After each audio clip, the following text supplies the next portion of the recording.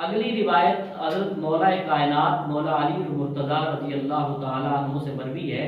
آپ نے فرمایا ثلاث لا تؤخروہن، تین چیزیں ایسی ہیں کہ جن کو کبھی مؤخر نہ کرنا، تین چیزوں میں کبھی دیر نہ کرنا. وہ تین چیزیں کون سی ہیں؟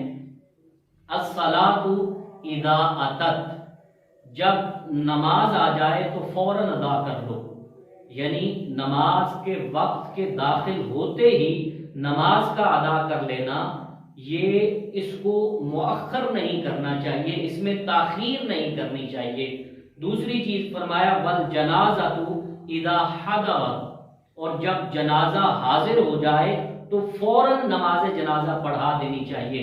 ہمارے ہاں یہ ہوتا ہے اکثر کہ جب نماز جنازہ ہو رہا ہوتا ہے تو جو میت ہے وہ آ جاتی ہے، مولوی صاحب نماز سٹارٹ کرنے لگتے ہیں، علامہ صاحب نماز سٹارٹ کرنے لگتے ہیں تو لوگ ہاتھ اٹھا کے کہتے ہیں ٹھہر جائیں ابھی 5 لوگ باقی ہیں. تو یہ شریعت کے اس اصول کے خلاف ہے کہ جب جنازہ آ جائے تو اس میں تاخیر نہیں کرنی چاہیے.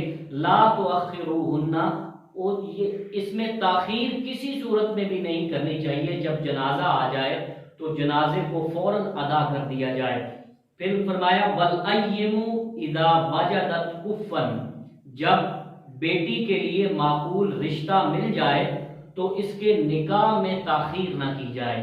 ہمارے ہاں جب سے یہ منگنی کا سسٹم آیا ہے 5-5 6-6 سال منگنی رہتی ہے، اور پھر منگنی کے معاملات میں بسا اوقات لڑائی جھگڑا فساد ایسے معاملات پیش آتے ہیں کہ پھر نکاح تک بات پہنچنے سے پہلے ہی بات ختم ہو جاتی ہے، کیونکہ یہ نبی صلی اللہ علیہ وآلہ وسلم کے فرمان کی صریح خلاف ورزی ہے.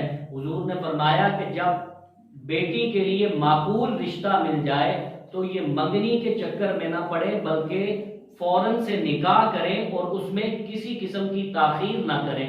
تو ہمارے معاشرے میں جب یہ اسلامی اقدار سے ہماری دوری پیدا ہو گئی تو اسی وجہ سے مسائل نے بھی ہمیں آڑے ہاتھوں لیا. حضور علیہ الصلوۃ والسلام نے فرمایا کہ جب بیٹی کے لیے معقول رشتہ مل جائے تو کسی قسم کی تاخیر نہیں کرنی چاہیے.